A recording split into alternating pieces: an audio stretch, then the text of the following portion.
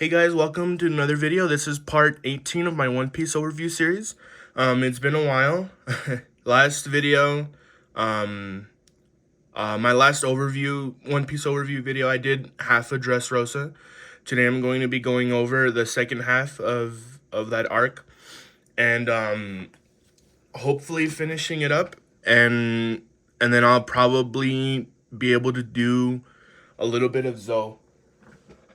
Yeah. I think there's only 2 volumes of Zoe. So, yeah, I'm very excited. The first half of Dressrosa was kind of slow. Some pretty good moments, but overall it was just really slow. The anime, at least. But, the second half was full of really good stuff, man. Super entertaining, super interesting. So, let's get to it. Of course, I'll show you guys the volume covers, but first, I almost forgot in my last video to ask you guys a question. So today, question of the day, I want to ask you guys if you have seen Naruto, which do you like more, the One Piece or Naruto? For me personally, I'm kind of neutral on that question. I feel like I like both of them equally. I like all the series on my shelves like equally, to be honest, because I kind of go through a phase, like through each one. Like right now, I'm in a One Piece phase. I'm really loving One Piece right now. So Fullmetal Alchemist, One Piece, Naruto, Bleach, Berserk. I love all those series like equally. So, but I know that's a huge debate. Which one's better, One Piece or Naruto? Let me know what you guys think in the comments below. So let's get into the video. Of course, I'll show you guys the volume covers. So that's 76. This is volume 77.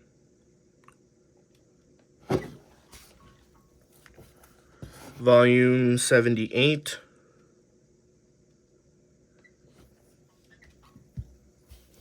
Volume 79.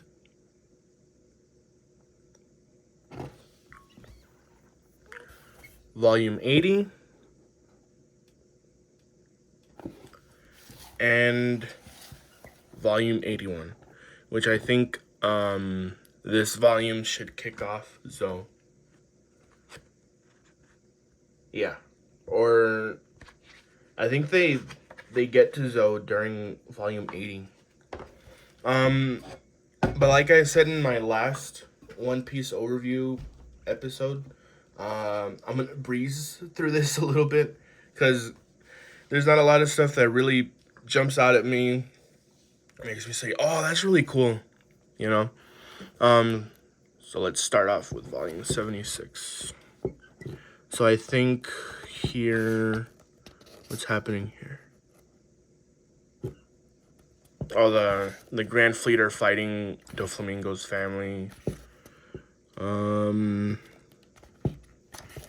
Oh, and then Kinemon finds Kanjuro, and right off the bat, this guy is very suspicious looking, and you can tell where I'm going with this.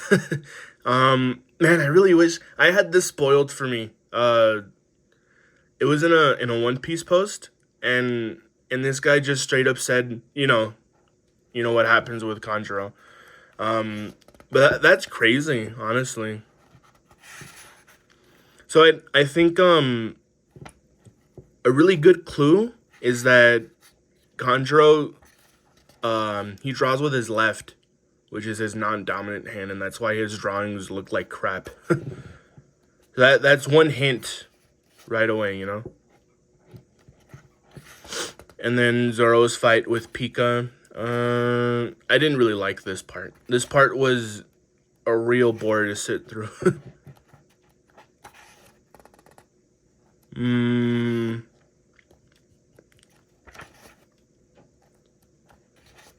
Honestly, dude, Dressrosa, it's not a bad arc for me personally. It's just there's not a lot happening that really,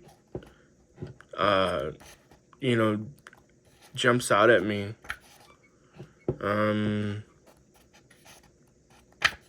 But yeah. Oh, here it is. Here's Usopp's moment.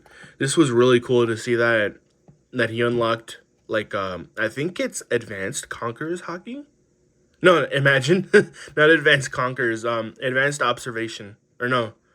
I don't know. It's some kind of observation hockey, because I haven't seen anybody else using observation hockey like to this extent, where they can see, they can feel their presence so far away. And it Usopp plays off to be like a big doofus, but he's really smart. He's really good at what he does, and he's really good at sniping. And he incapacitates Sugar for a second time. And then Doflamingo or Luffy and Law finally get to the top of the palace or whatever it is to fight Doflamingo. So this was the part of the arc that really got me to sit up, and I was like, okay, they're finally doing something interesting. And then Luffy and Law do like a double team combo, and Luffy hits Doflamingo with a Red Hawk. That was super cool. So yeah, aside from that, there's a bunch more volumes I have to get through. I don't think there's anything else I want to talk about.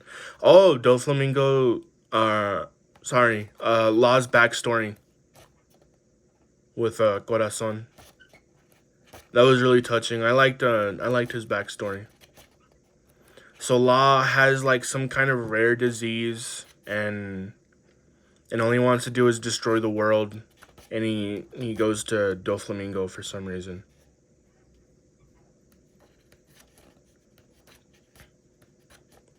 So, I think Law's backstory was like the only interesting thing for me during Dressrosa.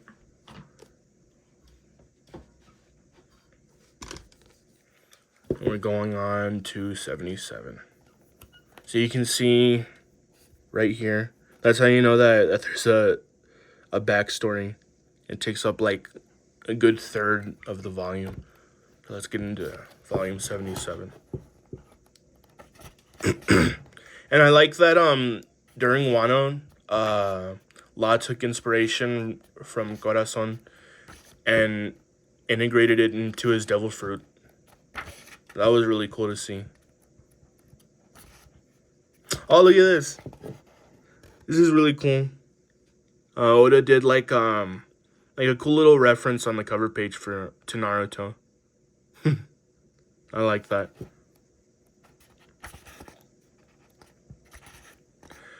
So to cure Law, Corazon's looking for the Ope Ope no Mi. And he finally finds it. He founds it in the hands of these bandits that are trying to make a deal with Doflamingo. But the thing is that Corazon is a double agent for the Navy. So he's trying to bring down Doflamingo.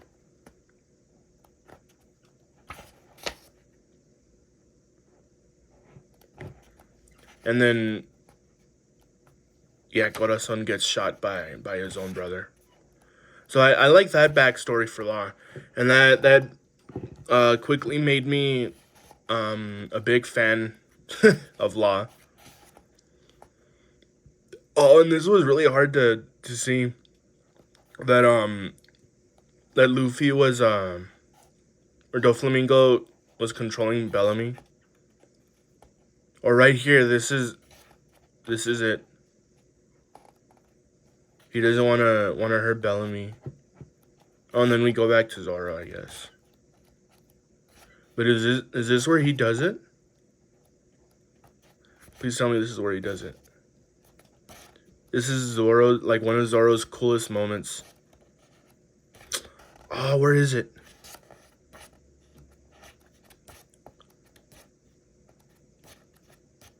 That guy throws Zoro towards Pika, and then he does his thing. Dang it.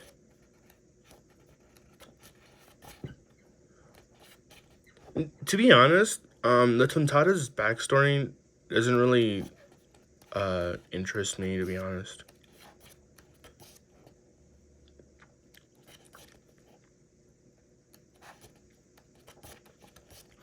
And then Frankie's fight against Senor Pink, it doesn't interest me either. I feel like it was really uh like I get it. His backstory is really sad, I guess, but I don't know.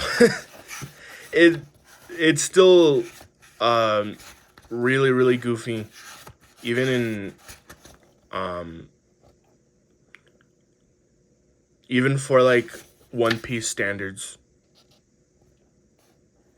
And they dragged this out for a long while. And I guess it is kind of a good thing that they did that. But I mean, is this the entire backstory? Like this is it. This is 3 pages. Man, they dragged it out for like 4 episodes, I think. That's crazy. But yeah, that was 77. 78.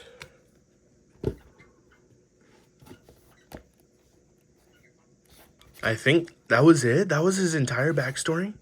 They dragged that out for a while in the anime, like way too long. Man, that is crazy. Oh, I think this is it. Zoro versus Pika.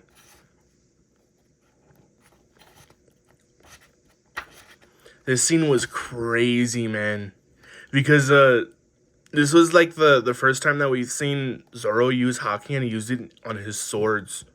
This was super cool. And then that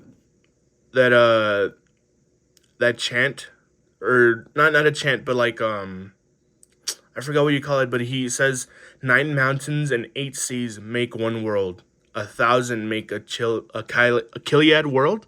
Set that to the power of 3, and there's nothing I can't cut. That's so awesome.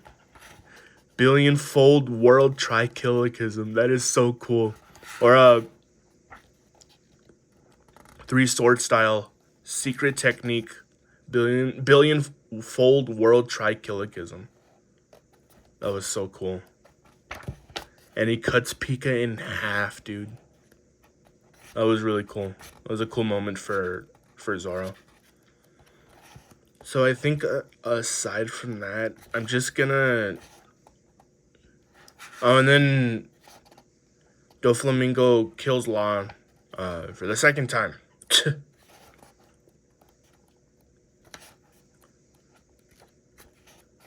So I'm just gonna breeze through this a little bit and try to get to the next volume, because I'm pretty sure that's where it happens. It's probably my favorite moment in Dressrosa. My favorite, aspect of the arc just in general. It was super cool. Well, and then there's another show of Conqueror's Haki from Luffy. That was cool, huh? He's getting more adept in it. And then here it is, Gear 4th.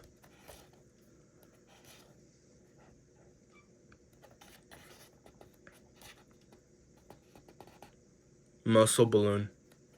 This was awesome, man. I feel like everybody and their mom knew about this. I knew about Gear 4. But that was still cool to see for the first time. Like, it's different when you're just watching the scene. Because I've seen this scene before watching the entire show. But it hits different when you've been with these characters for like 700 episodes, and you see them grow stronger with each episode, So it's really cool to see Luffy get so strong. And I was talking about it in my last episode of this series, I think, that the greatest weapon when it comes to devil fruits in One Piece, I think, is the imagination, because you can have like the weirdest and probably the worst sounding devil fruit in name, but it can definitely be the strongest. And that I think that that's definitely true for Doflamingo's string fruit and uh, Luffy's gum fruit. Um, because I'm not gonna go through it itself, but Luffy, he melds uh the properties of his rubber body with hockey. So he still manages to be flexible, but still having that defensive coating on his body to protect himself from attacks. And instead of blowing up his bones, the he called it bone balloon in Gear Third, he decided to switch out size for just raw strength in general, and he went with blowing up his muscles instead. So that was really smart on Luffy's part. I said this before, but um, Luffy can be an idiot. He's not very smart, like, in general, but he's a genius. He's a real genius when it comes to fighting. Um, and Luffy's very imaginative, so that works out for him, especially down the line. Pretty sure you guys know what I'm talking about when I say that. Um, but the big drawback behind Gear 4 is that it drains all his hockey, and he has to rest for 10 minutes. So everybody's doing the thing, and they're letting Luffy rest for 10 minutes. There's not much else going on here.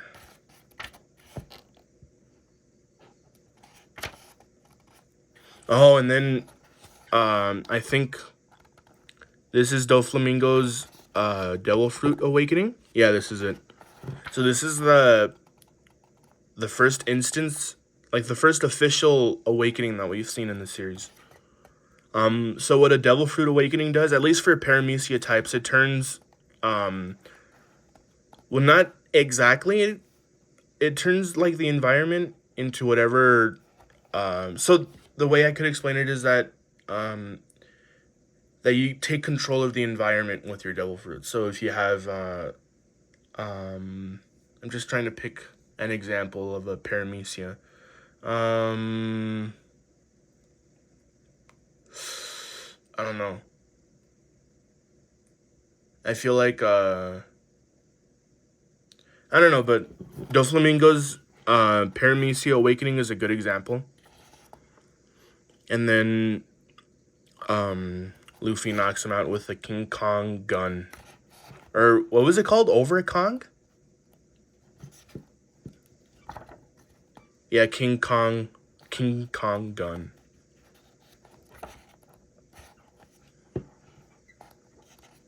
So everybody cheers, and there's Sabo. Oh, he fights Burgess.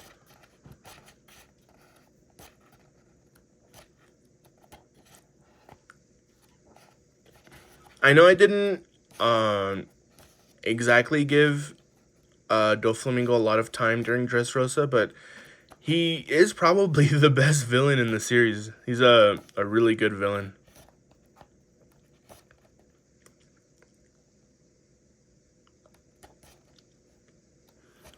And it kind of makes it hard for you to dislike him because he's so interesting and compelling. So then we go back to the other half of the Straw Hats and they're already at Zou. Oh, and then there's Kaido's first appearance. This was so cool. The man claimed that he was searching for a place to die. To speak more on this man, he had tasted defeat as a pirate on 7 occasions and been caught by the Navy or enemy ships no less than 18 times. He was tortured time and time again and lived as a prisoner. And finally, he attempted suicide, the very rare act of suicide by jumping from a sky island. And back to the present. To repeat, this is a man who challenged the Navy and 4 emperors and was caught 18 times and endured over 1,000 tortures. Sentenced to death 40 times. When he was hanged, the rope snapped. When put under the guillotine, the blade cracked. When skewered, the spear broke. Ultimately, he sank 9 different prison vessels, meaning none of these people were able to kill him, and that included him himself.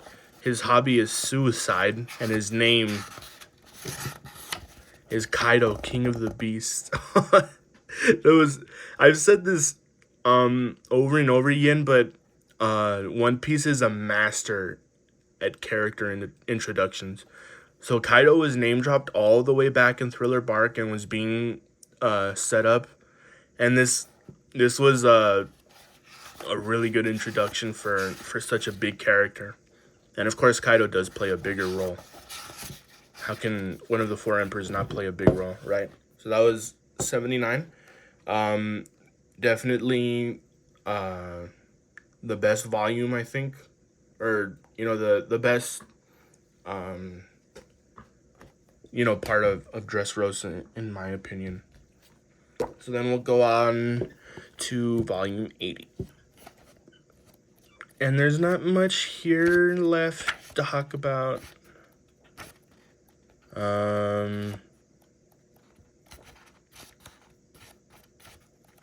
Fujitora is trying to stop Luffy, but then he comes to his senses. I really like, and then these guys ask Luffy to be, his Grand Fleet or whatever, and he doesn't want it.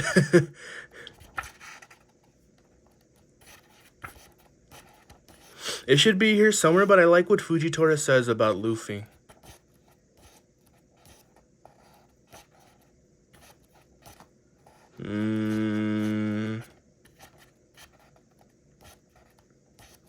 Oh man, I think I skipped it. But he said, so Fujitora apparently blinded himself, and that was because he had seen things in this world that he wished to no longer see with his own eyes, so he ended up blinding himself. But even without his own sight, he realizes what kind of person Luffy is, and he says, "I bet you look like a kind person." So that was really nice. I like that moment for Fujitora.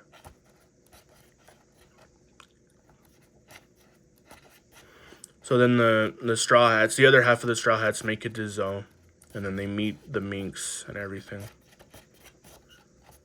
So I know I kind of flipped through Dressrosa a little bit. I could have done it in like 3 or 4 parts, but I did in 2. But that's okay for me personally. Because I don't like Dressrosa so much. I feel like it did definitely drag on. Before we go on to 81, I just want to give my final thoughts on Dressrosa. I feel like it was overall a really good arc. I feel like it's much better in the anime. I mean, not in the anime, not even close. I feel like it's much better in the manga because the anime, it took me like a month to finish Dressrosa, and that was partly because of me being busy. I had a job at the time, and school and everything else. But I was still watching at least like maybe 5 to 10 episodes a day, or maybe a little bit more if I had nothing to do. But it still took me a while, and I was consistently watching it, So yeah, Dressrosa, it was a good arc. I'm very positive it's much better in the manga, and I'll get to that Sunday. But it wasn't really my cup of tea. There were some really, really good moments, but aside from that, it dragged on too long. Characters didn't exactly stick with me. So I'm going to have to give Dressrosa like maybe a 7 out of 10. I feel like some people will definitely disagree with me, but that's just what I think. I feel like I'm not counting Zoe, but Whole Cake Island, I feel like that arc is much better. But yeah, let's get on to 81.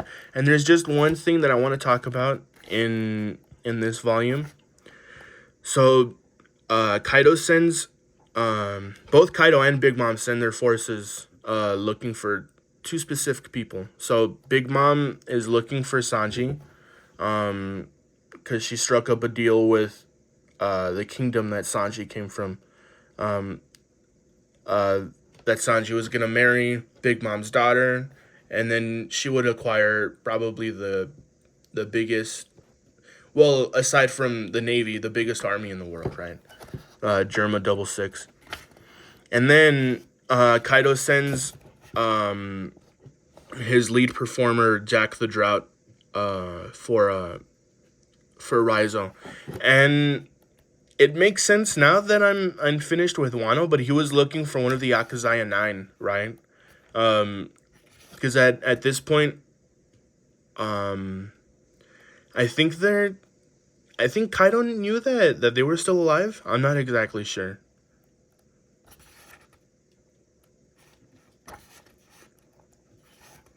But yeah, there's Cat Viper, and then Dogstorm should be here somewhere. And I think it was really cool to have Zoe being a giant elephant. That was really interesting. So Jack the Drought, he sets off like a biological weapon on Zoe, and he pretty much poisons all the minks, and then they demand Caesar to fix it. So yeah, here they invite Sanji to Big Mom's tea party. Or not so much his invite, they're telling him to go or else his friends are gonna be killed. So Big Mom's ruthless, man.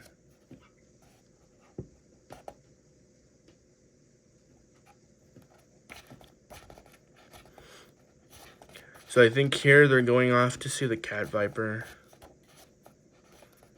And then I think Jack comes back.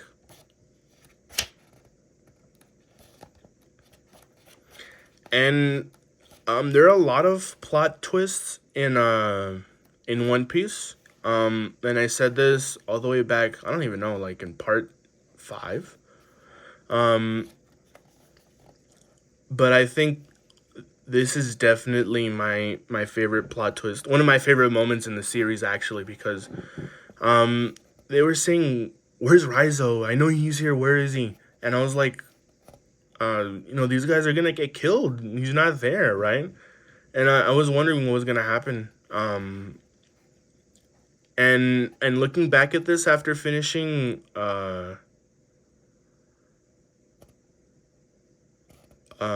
actually, I don't think he set it up this far ahead, because Kinemon, Kanjuro, Cat Viper, and Dogstorm already knew each other, and they're talking to each other like they don't know each other. So I think that's a little bit of a plot hole. But I mean, that's okay. It still works out really well. But aside from that,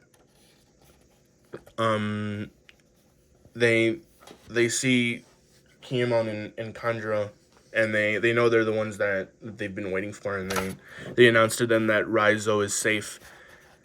And dude, this is such a crazy plot twist. And Usopp snaps at them, and he says, "You were all about to die." And he says that the 1,000-year-old city was ruined, right? And Cat Viper says, "No matter what happens, we would never sell out a comrade." And that is really good, a really good moment, man. I think that that's a really good moment that encapsulates One Piece as a whole. So that was volume 81. And that should be the end of the video. Next video, I can probably do half of Whole Cake Island. There's a lot to talk about, actually, in Whole Cake Island. There's a lot of stuff going on, and Sanji finally gets the development that he deserves. So that it's between Zoro and Sanji for my favorite Straw Hat, but I think it goes to Sanji after Whole Cake Island. So yeah, question of the day: if you've seen Naruto and One Piece, which one is your favorite? For me, I'm neutral on that one. I like one. I like both of them equally. But yeah, that was part 18 of my One Piece overview series. I'll see you guys in the next one for Whole Cake Island. Peace.